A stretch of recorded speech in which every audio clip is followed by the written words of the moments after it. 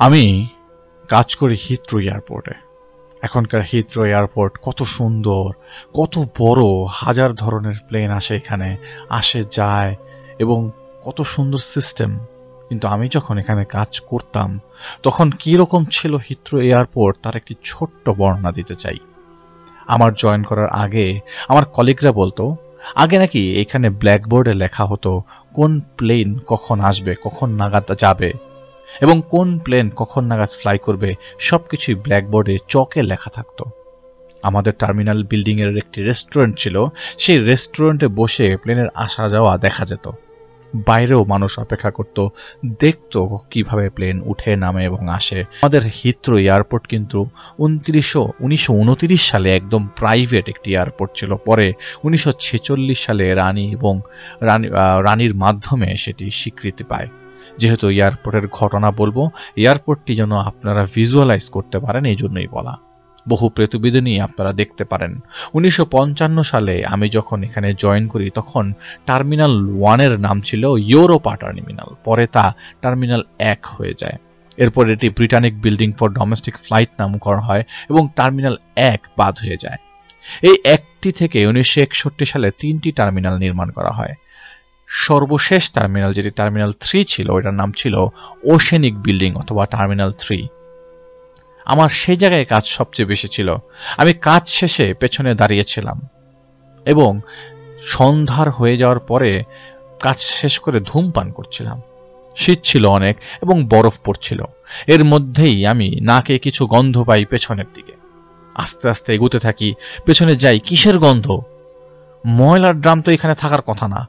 হাঁটতে হাঁটতে কখন যে এয়ারপোর্টের বর্ডার ক্রস করে ফেলি জানি না। এয়ারপোর্টটা তো বড় ছিল না। বর্ডারের ওপাশে টিন শেড দিয়ে ঘেরা, চারিপাশ একটি ড্রামের ভেতর থেকে গন্ধ আসছে। চিন্তা করছিলাম, এইভাবে কেউ ময়লা ফেলে যায় নাকি? ড্রামের ঢাকনা খুলতেই আমার অবস্থা খারাপ হয়ে যায়। দেখি অন্ধকারের মধ্যেই হাতে একটা ল্যান্টার্ন ছিল আমার, দেখি নীলাভ একটি লাশ। আমি দৌড় দিয়ে বাসে চড়ি এবং এয়ারপোর্ট কর্তৃপক্ষকে জানাই।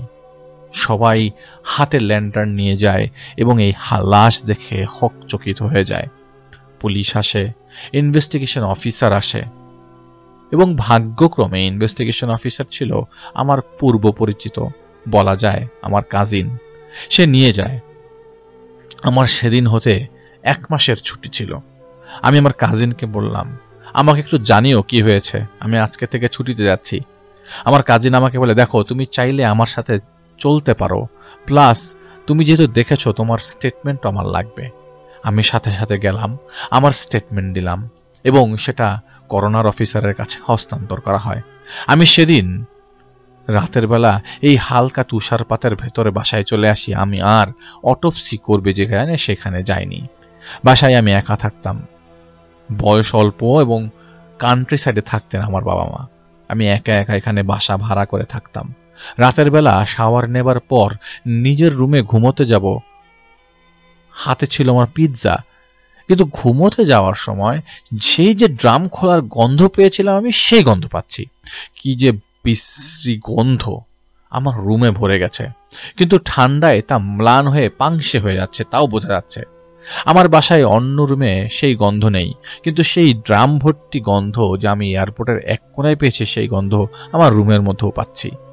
আমি বুঝতেই পারছিলাম না যে গন্ধ আসছে কোত্থেকে। ছোট্ট বাসা আমার, খুঁজতে বেশিক্ষণ লাগেনি, কিন্তু লিভিং রুমে এবং বাথরুমে আমি সেই গন্ধ পাচ্ছি না। গন্ধের জন্য না ঘুমাতে পেরে আমি শেষমেশ ঘুমিয়ে পড়ি আমার লিভিং রুমের সোফায়। 2 দিন পর হঠাৎ সকালবেলা দরজায় বেশ জোরে সোরে ধাক্কা দেওয়ার শব্দ পাচ্ছি। ঘুম থেকে দরজা খুললাম, দেখলাম ম্যাট দাঁড়িয়ে আছে। ও বাই দ্য ওয়ে, ইনভেস্টিগেশন অফিসারের নাম যে ম্যাট, সে আমার কাজিন হয়। আমি ওকে ওই দিন রাতের কথা বলে দিলাম যে ব্যাক করে বাসায় এসে আমি এরকম গন্ধ পেয়েছি। ও শুনে ধপাস করে মাটিতে পড়লো, বলল সকালে পরের দিন অফিসার অটোপসি করার কথা। সে আমাদের বলে দিয়েছিল এটা মার্ডার কেস, তারপরও রিপোর্টের জন্য অপেক্ষা করতে। লাশটা রাখা ছিল যেখানে অটোপসি করা হয়েছিল, একটি শেষ করার পরে একটি স্ট্রেচারে রাখা ছিল। অথচ যেই লোক অটোপসি করে সে নাকি বাইরে থেকে এসে দেখে লাশ একটা কফিনের ভেতর, অথচ সেই রুমের ভেতর নাকি কোনো কফিন ছিল না এমনকি দরজাও লাগানো ছিল না। শুধু একজন গার্ড ছিল যে বাইরে বসেছিল। যেহেতু গভর্নমেন্টের ইনভেস্টিগেশন, সেহেতু বাইরে গার্ড তো অবশ্যই থাকবে। সেই বাইরের ছোট্ট একটি রুমে বসেছিল। এই কাহিনী তিনি কিছুই জানেন না, এবং এই কাহিনী কি অটোপসি যিনি করেছেন তিনি কিছুই বুঝতে পারছেন না। সেই ডাক্তারই কিনা কফিন আনলো বা আমাদের ভয় দেখাচ্ছে বা দেখাতে চাচ্ছে, জিনিসটা আসলে উদ্ঘাটন করা যাচ্ছিল না। ওই মুহূর্তে বিদ্যুৎ ছিল না, এটা হচ্ছে আসল ঘটনা। সে নিজেও অটোপসি করেছে ল্যান্টার্নের আলোয়, এবং সে কোনো ওয়াইনও খায়নি সেদিন। সকালে লাশের কোনো ঠিকানা পাচ্ছিলাম না, তাই হাসপাতালে দিয়ে এসেছি। জানি না সেখানের কি অবস্থা, তবে হাসপাতালের ফ্রিজিং ঘরে রেখে আসার সময় ফ্রিজিং ঘরের ভেতরে যে কজন ছিলাম সেই কজন গন্ধ পাচ্ছিলাম, অথচ সেখানে গন্ধের কোনো চিহ্নই এই লাশ রাখার আগে ছিল না। কেউ পাত্তা দেয়নি। পরিশেষে তারা চারজন, তার 4 বন্ধু ছিল, তারা 4 জন তার জানাজা পড়েছিল। এখন পর্যন্ত এরপরে আর কোনোভাবেই সেটাই তারা দেখা যায়নি বা কিছু একটা। ঘটনাটা তারা 4 জন ছিল সংশ্লিষ্ট, আর কেউই জানতো না। তারা ভৌতিকতার মাধ্যমে তারা চাচ্ছে সেটা যেন মানুষ জানুক। যাই হোক, থ্যাংক ইউ সো মাচ ভাই আপনার ঘটনার জন্য, এবং এই ঘটনাটা, এই ছোট ঘটনাটি পাঠিয়েছেন আমাদেরকে। আমি আসলে সত্যি কথা বলতে যে এই ধরনের ঘটনাগুলো, যেমন আমরা আসলে সলিউশন সবসময় খুঁজতে চাই। আপনার কাছ থেকে আমরা চাইবো যে আপনি যে ঘটনাটা আমাদেরকে পাঠিয়েছেন সেটারও সলিউশন আপনি আমাদেরকে দিবেন। কারণ আমরা চাই যে এখানে আমাদেরকে যিনি ঘটনা পাঠিয়েছেন তার নাম ইশতিয়াক আহমেদ, এবং আমরা চাই তারা যে জানাজা পড়েছেন এবং এটার ব্যাপারে কিভাবে কি হলো। তো উনি আমাদেরকে বলেছেন তিনি কিয়াংশাং ইউনিভার্সিটি আছেন দক্ষিণ কোরিয়ায়, এবং তার সব ডিটেলস নিয়ে দিয়েছেন। তো আশা করছি আপনার ঘটনাটি আমাদের লিসনারদের ভালো লাগবে। আমরা শেয়ার করে ফেললাম আপনার ঘটনাটি। তো আমরা এখন চলে যাব আমাদের পরবর্তী ঘটনায়। আজ বড় বড় ঘটনা এবং সুন্দর সুন্দর ঘটনা আছে। আপনাদের সবাইকে বলবো যে একদম শেষ পর্যন্ত সাথে থাকার জন্য, না হলে আপনারা সেই মুহূর্তগুলো মিস করে যাবেন। চলে যাচ্ছে আমাদের পরের ঘটনায়।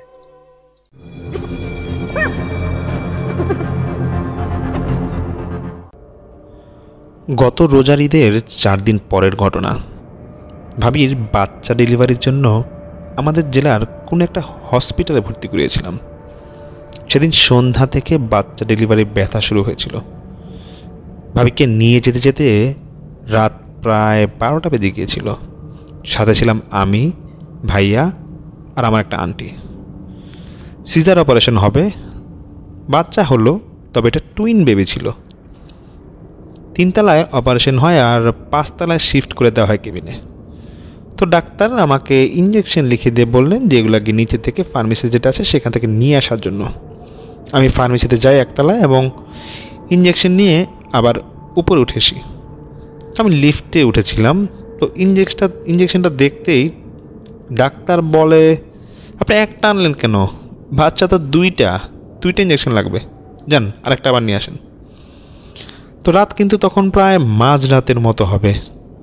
আমি এবার ঠিক করছি সিঁড়ি দিয়ে নামবো 1 তলার উদ্দেশ্যে, যেহেতু নামতে খুব সোজাই হবে। তো আমি নামছিলাম সিঁড়ি দিয়ে। কয়েক কদম যাওয়ার পর যখন আমি 4 তলা, সেখানে খুব একটা আলো ছিল না, আবছা আলো আসছে। উপরতলার আলোটাই সিঁড়ির 4 তলায় আসছে। আমি দেখছি 17 কি 18 বছর বয়সের একটা মেয়ে পানির বোতল নিয়ে নামছে, কিন্তু তার নামার গতিটা অনেক কম। আমি খেয়াল করলাম মেয়েটা কেন যেন একটা অদ্ভুতভাবে নামছিল। মনে হচ্ছে যে সে তার পায়ের গোড়ালির অংশ দিয়ে ভর দিয়ে নামছে এবং খুঁড়িয়ে নামছিল। আমি মেয়েটাকে ক্রস করলাম এবং পিছন দিকে তাকিয়ে দেখার চেষ্টা করলাম যে মেয়েটা এইভাবে নামছে কেন। তার চেহারার দিকে আমি ওভাবে তাকিয়েনি। আমি শুধু দেখছিলাম যে সে কীভাবে নামছে। মেয়েটা একটা 3 পিস পরা ছিল, এতটুকু মনে আছে। পায়ে জুতা ছিল না। তো যাই হোক, আমি কোনো কিছু না ভেবেই তারপর সিঁড়িগুলো যেটু বেশ অন্ধকার ছিল, আলো কম ছিল, আমি আস্তে আস্তে নামছিলাম। যখন আমি এরকম নামছি দেখছি যে মেয়েটা খুঁড়িয়ে নামা সত্ত্বেও ঠিক আমার পিছ ছিল। 1 তলায় নামলাম। তো আমি খেয়াল করছিলাম যে 1 তলায় নামার পর মেয়েটা ফ্লোরে কীভাবে হাঁটে একটু দেখব। আমি দেখলাম 1 তলায় নামার পর নিচের একটা সিঁড়ি চলে গিয়েছে। দেখলাম মেয়েটা সেই সিঁড়ি দিয়ে নিচের দিকে চলে যাচ্ছে। তো আমি একটু অবাক হয়ে ভাবতে থাকি যে এত অন্ধকারে 1 তলার পর আবার নিচের কোন ফ্লোর? 1 মিনিটও হবে না আমি আবার নিচের দিকে দেখতে লাগলাম সিঁড়ির এই ফ্লোরের পরে কোন ফ্লোর আছে।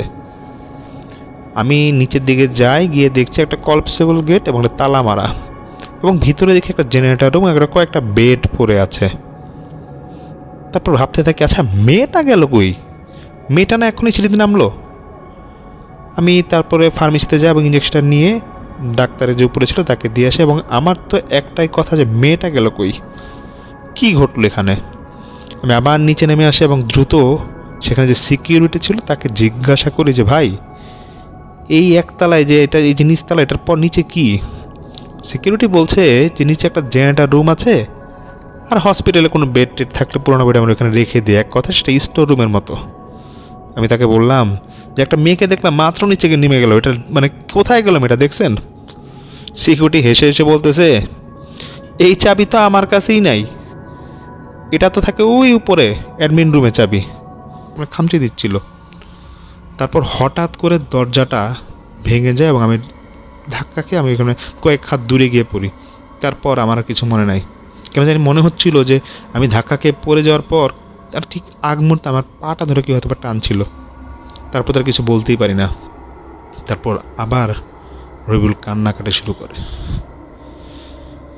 তো এই ঘটনা ঘটার পর তারপর স্থানীয় একজনের সাথে কথা বলা হয়, বলে যে হয়তো এরকম কিছু টুকটাক ঘটনা ঘটতেই পারে, খারাপ কিছু হয়তো এখানে আশেপাশে আছে। তো তারপর আমাদের যেখানে আমরা যে ইউনিটে থাকতাম বা যেখানে আমরা থাকতাম ওটা 4-5টা বন্ধ করে দেওয়া হয়।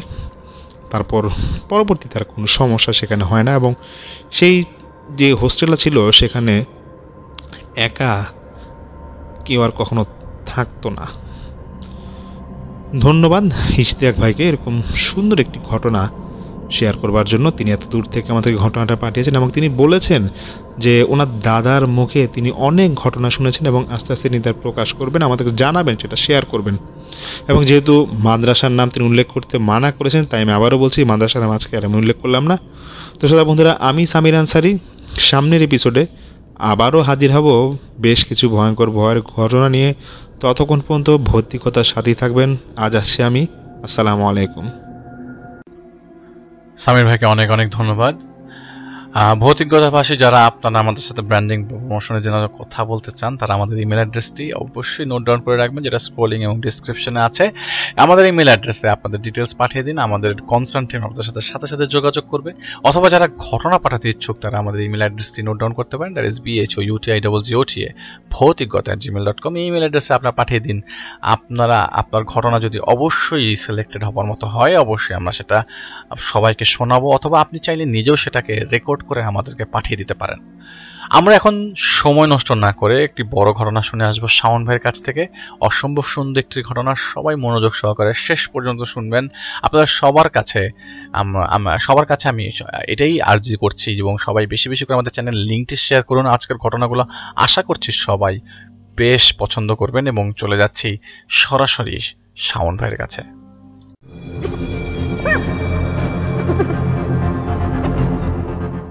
আসসালামু আলাইকুম, আমি শাওন।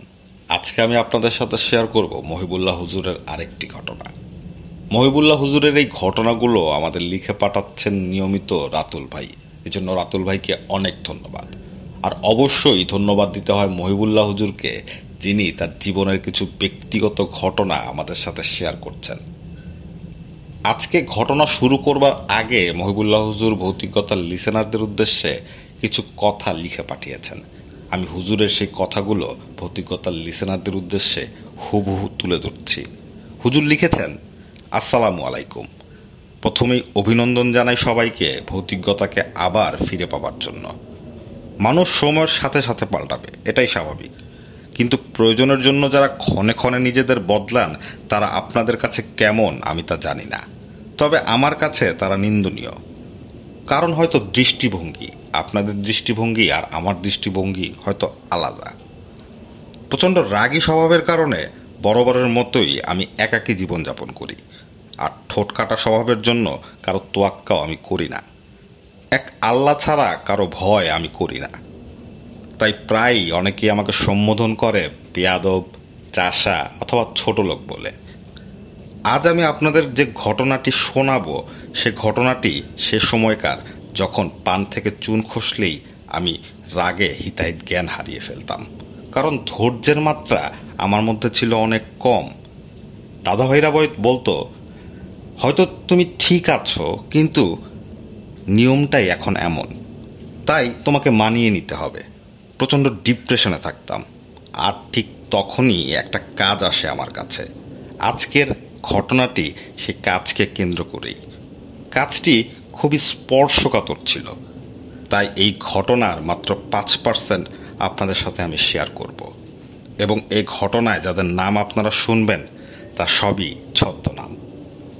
মহিবুল্লাহ হুজুর ঠিক এই কথাগুলোই ভৌতিকতার লিসেনারদের সাথে শেয়ার করেছেন। আমি এখন সরাসরি হুজুরের ঘটনায় চলে যাচ্ছি।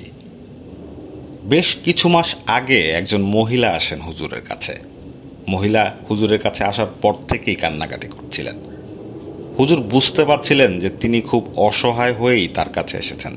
হুজুর সেই মহিলাকে শান্ত করে ধীরে আমাদের সামনে প্রকাশ করবেন। এই ঘটনাটির মাত্র 5% মহিবুল্লাহ হুজুর আমাদের ভৌতিকতার লিসেনারদের সাথে শেয়ার করেছেন।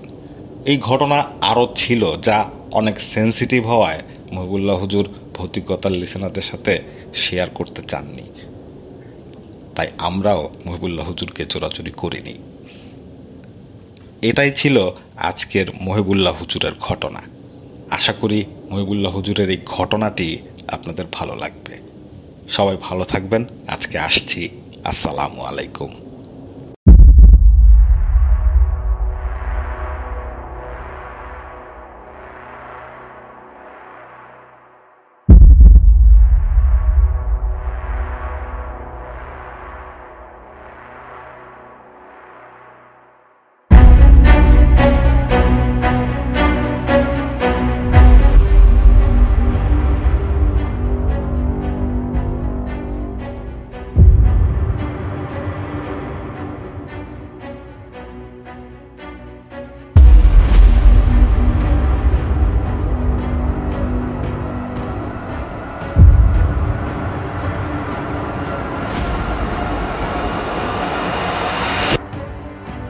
London Bridge is falling down, falling down, falling down. London Bridge is falling down. My dear lady.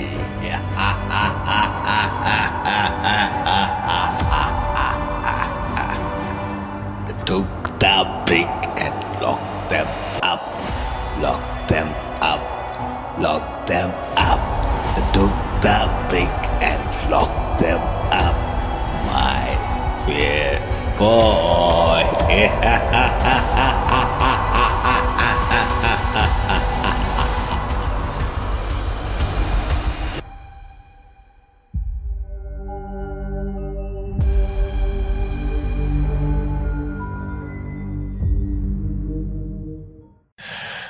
রাত গভীরের সাথে সাথে ভৌতিকতার ঘটনাগুলো গভীর হতে থাকে।